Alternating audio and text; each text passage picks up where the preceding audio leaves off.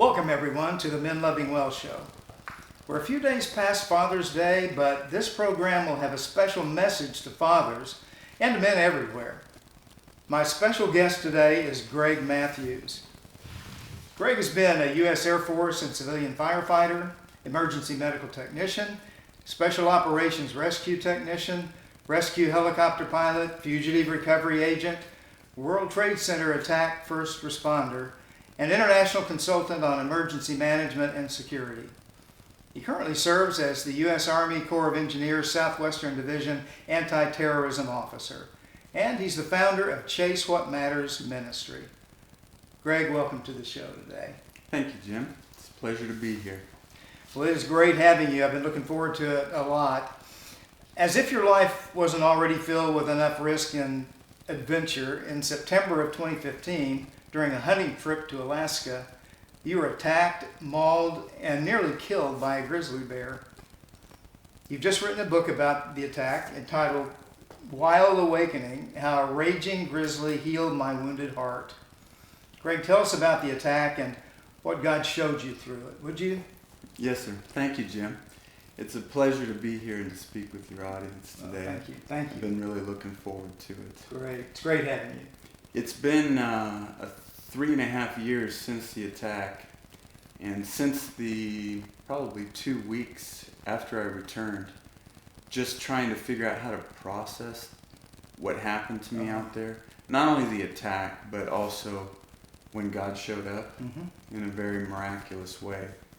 I began to write, and it's been 3.5 years. And when you begin to write, and then you get contracted for a book, pretty much the idea, the story is it's all contained, meaning that they don't want it to go out. And so I'm just so thankful that men like you are interested in hearing the story, because it is a story, but it's also a message that I've been so anxious to share with men and their families. When you sent us the pre-publication copy, Ann and I both read it, and we just read right through it. I mean, we were stunned. We were moved in many different ways, and the power of God comes through so strongly in it that we were really just overcome by that.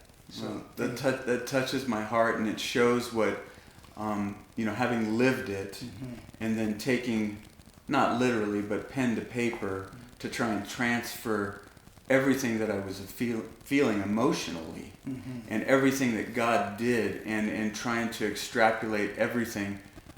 So I could there was a little bit of insanity there in the sense of just going through that grizzly attack. Obviously it was tremendously traumatizing. Having been a firefighter for 21 years, I've treated a lot of people on their worst days. Yeah.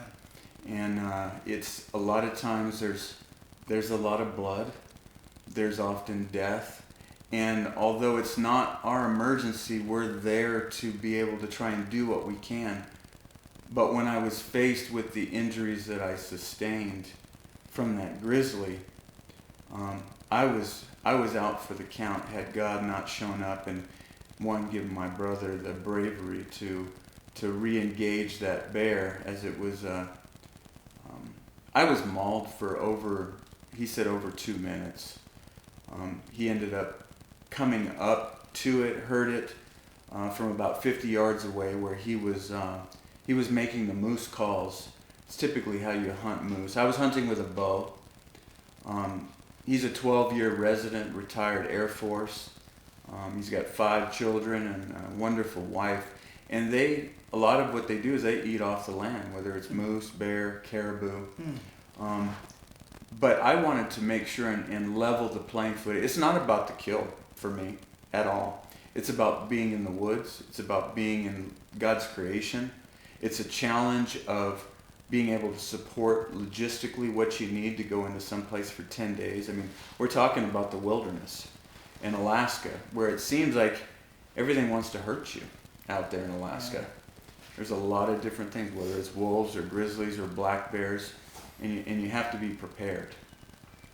So when that incident happened, when he got up to me, the bear had my leg in his mouth, and was moving all over me, it would drop my leg and it would move around and bite me and lift me up and drag me. And the bear was in between my brother and I on the ground. And he literally said that there was nothing brave going on there. That was just reactionary fighting for my life. And he said there were sounds coming out of me that sounded almost inhuman. If you can imagine first we're talking about God's apex predator, basically what I call a land great white. Yeah, right. It's basically that. And when I saw that thing, and I could tell right away that it was hunting based on the calls that we were making, I was very, very thankful that I had made a decision seeing bear scat on the beach when we got out of the boat to grab my rifle. I actually started walking away thinking, no, I won't need it.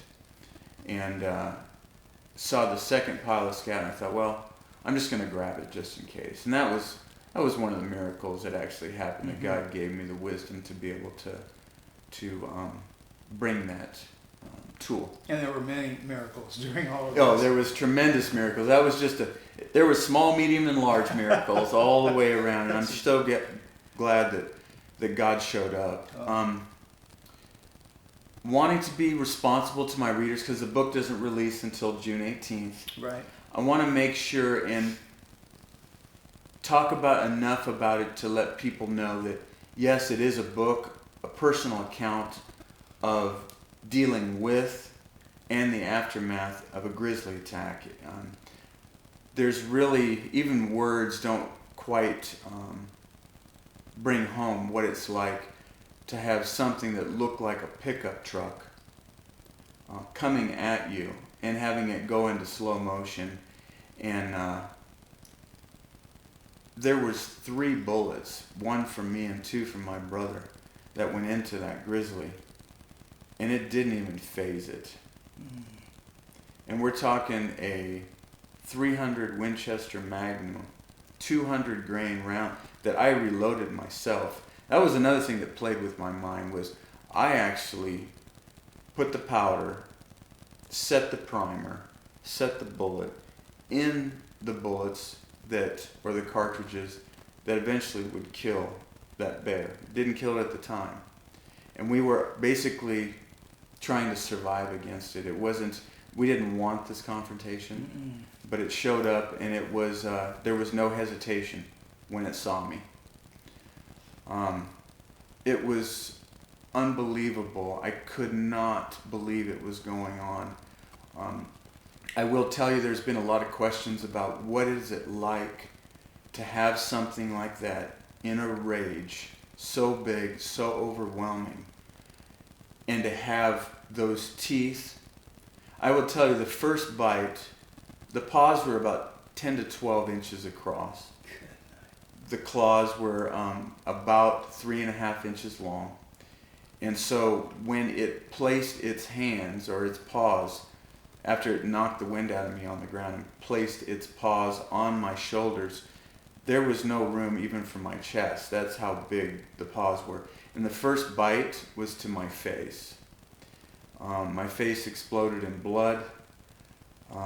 There was an opening in my throat. It was about the size of a tennis ball in my throat. And the teeth went straight through my cheeks, into my gums, and straight through my jaw. When it bit down, it tore from about mid-level on my nose all the way down through my mouth and split my lip and face, basically split it down. I wasn't sure what the bear came away with. My first thought is my face is gone. And it had my head in its mouth 2 different times, the whole back of my head completely in its mouth 2 different times. I couldn't see, I couldn't hear. My ears were ringing because I was going into shock. Plus I just fired on that thing. That 300 Win Mag is loud, so it was having trouble. So not only at the worst possible moment, my vision was gone and my hearing was gone. and there was this thing working around me, almost like a boxer would work around another boxer, trying to pick the most vulnerable point and then just diving onto it, biting it, lifting me up, throwing me around. And it was, it was simply unbelievable. And of course, my brother says 2 minutes. I was like, "Are you sure you don't mean 2 years?" Because had to feel like that, right? It seemed like it just went on and on and on and on. At one point, I can remember just trying to grab anything I could as my fingers were digging into the soil, as it was dragging me away. And the only thing I could think was that this thing was dragging me into the brush so it could start feeding. You know? Yes, yes. And so I'm trying to, I can't see, I can't hear. It's dragging me, and I'm thinking at this point, it's over. And I'm also wondering, where's my brother at? Because I have no understanding of time at this point. All I'm doing is trying to survive. Right. Is there anything else that you would like me to elaborate on as far as the attack itself, or? Not particularly about the attack. I will say that when I read that story, I read the book, and the part about the attack, it was one of the most horrifying stories that I've ever read or heard. And in my mind, I had vivid images, as you painted the picture in the book, of what was happening. Okay, and I told Ann after, and she read it first actually, and then I read it the next day or something, and I said, this is like a horror movie or something. It's adventure, yeah, but it's more than that. And you should be dead, Greg. Absolutely. And God saved you. He spared my life. Yeah. He absolutely spared my life. And it was, in order to understand the magnitude of what it meant, God showing up when he did, and just in the nick of time, I think I need to share with your audience what the power of a father wound. Yes. And the more people that I talk to, the more men I talk to, and a lot of times it's one-on-one. I think the Lord has given a comfort level to my voice and being able to be transparent and being able to share my woundings, that at times it can resonate courage that allows men to overcome things that we often hide from or compartmentalize. Unwilling to even talk about that because the world doesn't accept weakness in a man. The world doesn't accept tears. The world, even though it's impossible to fulfill, they will not let you feel. They will not let you bring that pain and that wounding out, because we're all trying to polish the outside. And I mean, and that's the truth, because when men talk, within the first 5 minutes, it typically comes to, what do you do for a living? Right? Am I correct there? Exactly. Yeah. And you know why? It's because men, part of that is their how they've been created in God. There are elements that we've been given that are brought to becoming a man and aspiring to be a man and accomplishing and doing things. But absent of a father guiding us, meaning a relationship with God, the Father, those motivations turn into what I've seen in me is an exterior polishing of a man through achievements, accomplishments, and because when we stand next to those men, whether it's in our workplace or at the barbecue, men are so driven by pride in a lot of ways that we focus that as being the main thing to accomplish in our life, and we miss so much. And the only reason I know that is because of that Grizzly attack. God used that Grizzly attack to really give me some insight on what it means to be a man, a father, and a husband. my bona fides, it's almost embarrassing now that I look at, although my heart was absolutely for, and I'll share with you why this is so important based on the father wound that I have. My heart was for people to be there when no one else would be, late at night, on icy roads, in storms. Right. You show up and you are there because they are in a state of pain, anguish, and nobody's there. They're injured, they're trapped.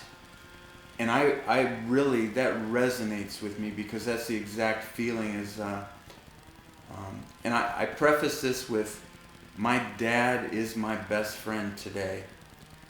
We live in a broken world, making broken decisions. Even Christians like you and I, we still make bad decisions. Yes, we do. And we still, but thank God that we have His presence, His relationship, His gift, His sacrifice, and mostly His grace. That's what I love grace. I love studying grace. But when I stood on that sidewalk after my brothers and I, my dad was very much an alpha male. We taught him into our adulthood how to love, how to say I love you, hugs. But he wasn't raised that way. Right. And so he was my hero. He was my anchor. I'm sure like many men out there, dads hold a very special place and a very special part in our lives. A lot of times they are the anchor to us boys in growing up. And that's exactly who my dad was to me. And so after carrying boxes, and we were all in competition to carry these boxes from the house into the car. We saw my dad carrying, hey, can we help? It's exciting. We want to help Dad. And because we know there wasn't a hug or a kiss involved there from my dad, but there was a wink and a smile and that affirmation that just made our hearts burst. Literally. It made our hearts burst. And so our hearts burst in a different way this day. We were standing on the sidewalk. We had loaded my dad's car.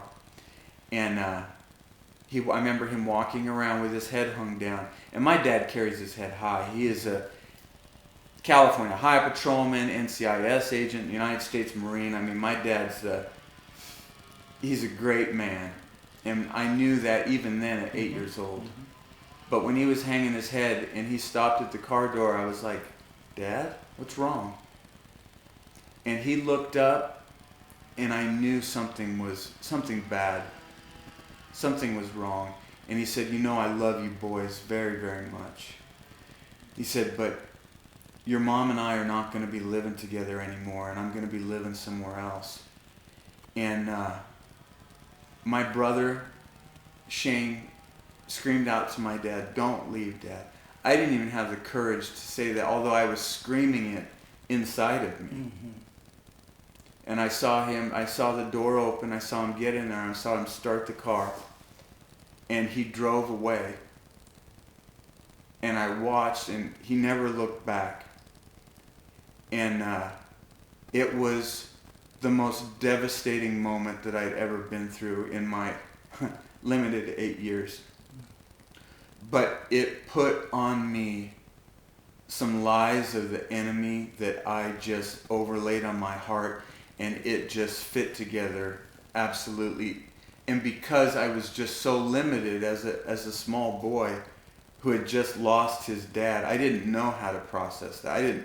I can't tell you what I was feeling, but what I knew for a fact in my heart was the fact that I did something seriously wrong, and this is what happened. My parents were not going to be together anymore. That all of this was your fault. Yeah, that my dad, I did something so bad that he couldn't even tell me, and that I was at fault for this, and that I was not valued enough or loved enough for my dad to stick around. And so, if you can imagine, there was after that, and I told myself, if dads can leave, anybody can leave. I will never let anybody that close. I will hold everyone, everyone at arm's length. I'll let you in only so far. Mm-hmm. And so that set a course of life events where I spent the rest of my life trying to prove to my dad and prove to the world that I was worthy of being loved. And the only reason that I can talk and express this is because I was brought to the brink of death, and I looked over the edge, and none of the stuff that I had done in my life, career-wise or anything else, meant anything to me. There was no value. I was not rolling over and saying, you know what, I've led a great life, I've accomplished this, and I'm ready to go. No, that was not even the case. And so you can see where, the thing is, there's so many men out there, and it doesn't have to be that devastating. Father wounds can take any shape. Like abandonment. Mm-hmm. Abandonment your dad can be in the house and you can feel abandoned. That's true. He may not even acknowledge you. He may be too, there may be alcohol involved or drugs. Right. Or there may be brokenness in the marriage unit with your mom and dad where there's fighting. Mm-hmm. Or you may be, quote, I've heard so many times, yeah, I'm the mistake. I came later and they weren't expecting me. My dad calls me the mistake. Mm-hmm. And you know, there's a lot of father wounds, and I absolutely know for a fact, just based on my history, that it deeply impacts boys growing up. And the self-esteem, the love, the anchor, the foundation that should be from your dad. My dad was broken like so many other dads out there. He didn't know the Lord. He was making decisions that he thought was best for us, that he didn't want us to be around fighting. He was doing it out of love. And you know what? His love, and I will tell you, your audience right now, that those lies of the enemy that you believe from childhood is exactly that. Those are lies. My dad, his love never changed for me. He wasn't mad at me. He didn't. But I took that because we don't have the ability to process it. It's like having a bolt of electricity shoot through an electrical system. We just don't know how to process it. And the path of least resistance is, all I know is I'm a bad boy and I'm just not worthy of love.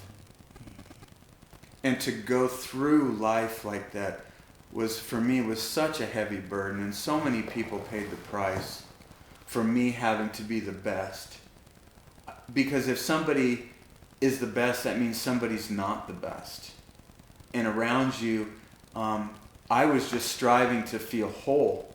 I wasn't trying to hurt people. I was just trying to feel whole and to feel. Right. Literally to feel. Mm-hmm. And going through all that throughout my life, the World Trade Center deeply, deeply changed me. But it pushed me into another realm.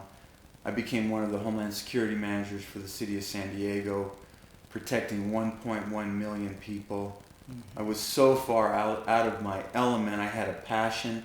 I had retooled and reschooled for anti-terrorism and counterterrorism, and the Lord just continued to anoint me and bless me and provide the opportunities of what my heart cried out for, because he knew how broken I was. But in the end, I have to know that he was waiting for that point in September of 2015 when he showed up. Because of the fact that I was out for the count. Because of that brokenness throughout my whole life from the father wound. I always believed, because I never let anybody close enough, I never thought I could ask for help because I never trusted anybody to be there. Mm-hmm. When I felt the pain I was, and I knew how badly I was injured, and that I could possibly take my next breath and that would be my last, I said, it's done. There's no one else that can show up. Greg Matthews can only go so far, and Greg Matthews is tired. And I can't do anything else. And you know what? Absolutely right at that point. Not that he wasn't there before, but that's when it became very, very clear when God showed up. Because that's exactly where God had to take me. Was to the point where I give up. I can't do it anymore. I got saved in high school. It's not that I didn't have my relationship, my walk with Jesus Christ. I'm going to heaven and I'm raising my family in the Lord. And I know exactly what the Romans road looks like. And I love the Lord deeply. But from brokenness and wounding, I could only let him so far in. And he knew that. But when I was on my back and I was pretty much succumbed to dying, he said, Greg, he says, I'm not done with you yet. You need to fight. And it was clear as a bell, audible. And I knew the Lord showed up. I was still feeling unworthy, and that somehow that he was just going to show up and leave. And but you know what? From there, I can tell you there's at least 15 to 20 individual physical miracles that took place after that. And he also gave me a vision that inspired me. And I'll just let your listeners wonder what that is until they read the book. But there was an actual vision that took place that he gave me. And you have to understand, I thought absolutely that I was going to die. Right. And it was through that whole thing and through the series of miracles and I was covered in blood. There wasn't a part of me that was covered in blood, and more blood was coming. There were some decisions that needed to be made. The clarity of mind in that situation could only have come from God. The blood loss and everything that had occurred, plus being wet now with blood, it was cold, hypothermia was starting to set in, and I still had a 1.5 mile walk back to the boat. Right. I don't know how you make that, Greg. So I do. It was the Lord's power that allowed that. Yep. And there's so many details in that I hope as you folks, please know this, that there is a grizzly on the front of this thing, and a grizzly is a part of this book. But I can tell you from everyone who has read the book that they expected one thing, and they have all said that the book is profound in the way that it unwraps the broken heart of a little boy. And how God the Father restores that heart to not only with his Father in heaven, but his Father on earth. And it is not my doing. I do not take claim for how everything came together, because it's God's message. He allowed me to pen it. But this message is meant for so many people out there, and I just ask, especially, and this is, I got to tell you, my heart is for veterans, especially combat veterans returning to the U.S. I don't have any of the bona fides. I served during Desert Storm, Desert Shield, but I never deployed to a combat theater. It was just support. I don't have the bona fides of what you did over there. But I can only imagine, based on the limited trauma and stuff that I've gone through and seen, how coming back, that you want to tell your story. You want to look in a man's eye and say, I know what you've been through, or I understand. And I know what it's like to see into their eyes and know that they are just so overwhelmed that they can't comprehend. This book is for you. This book, I am not the hero. I am just laying it out. I'm being transparent. I'm being open, because there is freedom when you begin to share amongst men. And as John Eldridge talks about with his band of brothers, this book will draw you to other men, and you'll be able to muster the courage. And it's, give me a simple terrorist attack or a structure fire or a rescue, but don't ask me to talk about my feelings. I know what that's like. And there's hope on the other side of this, whether it's grief or depression or whatever it is that you are sensing or feeling. This book is for you. And for you females out there, you moms, you grandmas, aunts, girlfriends, get this book and get it into the hands of your men, your boys, your uncles, your dads, your grandfathers. Because I don't know how else to say it. It took a lot of courage, and half the time I can't believe I wrote the things in there about my life. And I want to take it back because that's how men are. We don't want to show our stuff. Yeah. But there is freedom when a man begins to open his heart and share those things that stare back at him from the mirror. Whatever wounding it is, it doesn't have to be a father wound. But once we get past that, it's just amazing. Greg, it seems to me that that's probably, if you were going to leave a message with the audience, it would be that message. Yes, sir, and it's if I could just expound a little bit Sure. on that. I'm a different person today by the grace of God. And what I would say to all you men out there is, yes, it is part of being a man, defending your country, defending your family, whether it's in the business world or on the fire ground or preventing a terrorist attack or whatever it is that you do as a man. Yes, that is part of it. But I have found that I missed so much because of the fact that while I was doing all this stuff, I did not understand the power of deep, intimate relationships with my Lord God, with my wife, with my kids. Because I had my own woundings, I couldn't even go there. I couldn't even enter into those to feel. And to feel means that you have to share what's inside. And I know how hard it is. But I just want you to know it is worth it. There is absolute freedom on the other side when you begin to share, when you bring into the light all of those woundings. There is just power behind it. There's something about speaking it out. And as you move forward on this, there's something about journaling too. About writing these things down. If you can't speak it to another man, then, or a group, or with your wife or your family, write it down, because that's when you're going to be able to see it's on paper, and you're going to get more courage. You're going to be able to share that at some point. And when you speak those things out, when it's finally out what pains you and what wounds you and what keeps you from being the man that God's created you to be, I'm going to be so thankful and just celebrating with you. Mm-hmm.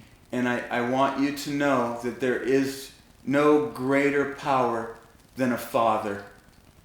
And I know that there's a lot of fathers out there that I have teenagers, and half the time pulling my hair out because I think I'm doing the right things and I'm guiding them, but there is no manual for them, and I'm trying to do my best, and I know it's difficult. But pour into them. Invest like you've done your hobbies, your careers, and invest in becoming a father. Invest in becoming a godly man. And those things will pay off dividends, and you will find purpose. You will find joy. You will find everything that you're looking for. And those parts, it doesn't mean you can't go out there and accomplish the things that you've been accomplishing. But that foundation is what I found I was missing, because that's where real joy and real purpose come from. So I just want to encourage all you dads and all you future dads out there to invest in those relationships first, and all those other things will come. Greg, your words have been so powerful today, and your heart has been laid bare in a lot of ways. Yeah, okay. I was going to restate the title of your book. Yes, sir. Wild Awakening, How a Raging Grizzly Healed My Wounded Heart. Anyone who reads your book will not be the same. They simply will not be the same, I promise. And they will be awakened to the truth that God awakened you to in the process. What we've decided is that we may just make 2 shows out of this. Okay. And so I would love, you put so much of yourself into what we've already done that you may not have anything left. I don't know, but I would love to give you the opportunity, as God leads, to open yourself up. And if there are things that you didn't get to say, in the preceding time that we've had, we would love to hear from you more. I would love to do that, and actually, it provides an opportunity because, especially in the last year, where I've really been promoting an inanimate object, one dimension, talking about a book, talking about Right. the attack. Finally, it's coming out, and my readers and my friends and my family have been alongside, and they've been so patient. And so, me not sharing, but just skimming the surface of the book is important because I want to honor the future readers. Right. I think that's a wise decision, and we want to leave a lot of the meat and power in the book to them to read and discover on their own, and I think that's a wise thing. Thank you. I was wondering if what part might have been left out of your of God's presence in the story. I know that you mentioned that God brought your family to mind in the midst of all that. Absolutely. Did you see their faces? I absolutely did see their faces, and if you can imagine, I would imagine it's consistent in combat and everything that once you're faced, there's no atheists in foxholes. No, sir. And whether you believe it or not, there is no bearing as to whether God exists. Right. God does exist. He will show up and has shown up on multiple times, and part of what he did was he gave me an image that allowed, when you start talking about the ability to overcome, I don't think I know I could never be a Navy SEAL. I think that takes a lot more grit than I have. But when you start talking about men like that inspired for their country and for what this country stands for, and the patriotism and the blood that has been shed for this country, the sacrifice that has been made, that I think it oftentimes it seems like it's forgotten, but the people I run with, it's not forgotten at all. We are very, very serious about what we do and protecting this great republic and this great democracy. But when you have something like that inspires your heart, if your heart is covered with a cancerous pain, there's no way that you can be able to aspire to what God has called you to be. So you have to let him in to do the surgery. And part of that surgery was allowing him to be inside of me during that moment and being willing to listen to what he was telling me about being, that I had to fight. And then on top of that, he gave me the image of my family. And it goes into great detail about what I saw. But absolutely, there was an image. That was one of the gifts, one of the things that God gave me in the midst of all that, to inspire the energy and the clarity and the will to survive.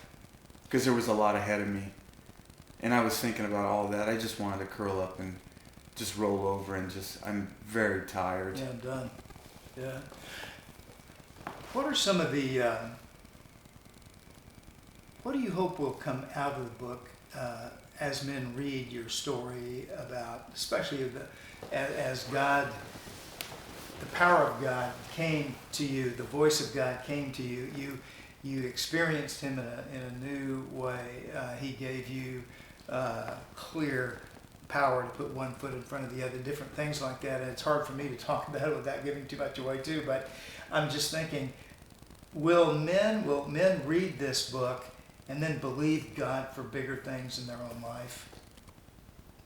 Absolutely. I'm convinced of it, and it wasn't that I was convinced of it beforehand. What convinces me of that is the reaction that I'm getting from men of God, that what I feel are men of God that are pillars in the Christian community.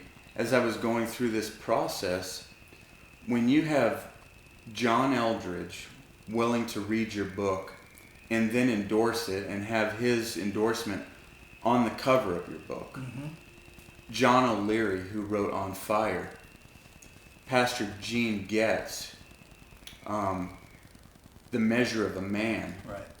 Pastor Robert Schuller of the Crystal Cathedral, all of these men that are pillars these men aren't in their relationships with God. This isn't milk. These are meat eaters, right? Right. Okay, so these guys are the ones that you look up to and you go to for guidance. I was very humbled when they were willing to endorse the book, but the fact that they were seeing those things in this book, in my writing, was it was just, I saw God's fingerprints all over it. Yeah, I'm sure. Tell us a little bit about your relationship with your brother Matt. My brother Matt, he's my little brother, but he's not so little. He's 6'4", and he is a mountain of a man, thank goodness. He's a man of God. He served his country a full 20 years in the Air Force with 2 different tours over in the sandbox. He's got 5 children who they've all homeschooled. Amazing man, amazing family. Another miracle, his courage and his obedience to what God was telling him during that whole thing. He could have easily, any lesser of a person or connection to me, I don't know if I would have gone through with going up and doing what he did during that whole event. He's my hero. I got a lot of heroes, but he's definitely on the short list. Yeah, for sure. He's 6 years younger than I. So my middle brother Shane, we were closer, but we're very close. Right. Yeah, we love each other very much. We're all walking with the Lord and are raising our families in the Lord. And he was the one that made all the difference, that the Lord used him in a very, very special way out there. And definitely don't want to give it away, but something happened that literally, because I spent a lot of money on that trip, and it was only probably half the cost of going with a guy that usually averages anywhere between $18,000 and $20,000 to be able to go on a 10-day guided hunt in Alaska. So there was some things that I was bitter about, even coming out of surgery, but I had anesthesia, I had a lot of different stuff going on. But there was an event that will blow people away, absolutely. Yep. That when they see this, to answer your question, they're going to have to work really hard to discount it and to say, yeah, that's just all made up. That's all in his mind. And so, to answer your question, there will absolutely, and you could say it better than anybody else, but I've had people say that at times the book is so overwhelming that you have to put it down at times. Yeah. There are parts of it that are so vivid and real that it can be necessary to take a break. Yes. Take a break. But and I wanted to reemphasize what you said too, and I made such a point of just mentioning to whet people's appetites early on about the attack. Excuse me. But that you probably would say that you already have really, that the book is not principally about the attack. It's not. It's what God did in the midst of all that. Yes. And so it's an inspiring book, for men who read it in different ways. But my conviction, all men are looking for God. Absolutely. They're looking for God to show up in some way. It may not be in the midst of of something like you experience, but men are looking for God in different parts of their life. Absolutely. And so this is an inspiring book. It's an inspiring story that no matter who you are and what you're going through, God wants to show up with you, and to expect that. Yes. And so, very well said. well, thank you. It showed that it meant that to me, and honestly, Anna and I have experienced a kind of revitalization of our connection with God. Amen. And a lot of that, I think, has come out of your sharing your experience in your book, and then we've gotten to know you and just in chats that we've had and meals that we've had and things like that. Yes, sir. And but we don't want to. This is not our story; it's your story, But you're coming alongside, and that's. If I could just share with you, it's something we talked about today. When God is moving in different people, moving them forward through obedience and through, and I am far removed from being perfect, but all I pray for now is I pray for wisdom and I pray for obedience, because I do not want to miss when God moves. And that basically comes down to, and it's an important thing, I think, men already know that we are tight boxes in keeping our emotions and a lot of our pain. That's one element. But what I would emphasize to folks is men a lot of times will use a spreadsheet in a lot of things. Okay, I've got 8 good things, I've got 6 bad things, and okay, I'm still good with God. But when that gets out of balance, we start moving away from God, or even the concept of God, because we feel like we can't approach them, or we can't approach God. Right. Okay. In a lot of different ways. Yeah. But what I will share with you is what this book does is it doesn't remove the authority by any means of God, but it brings him down to a point where God becomes dad and a father.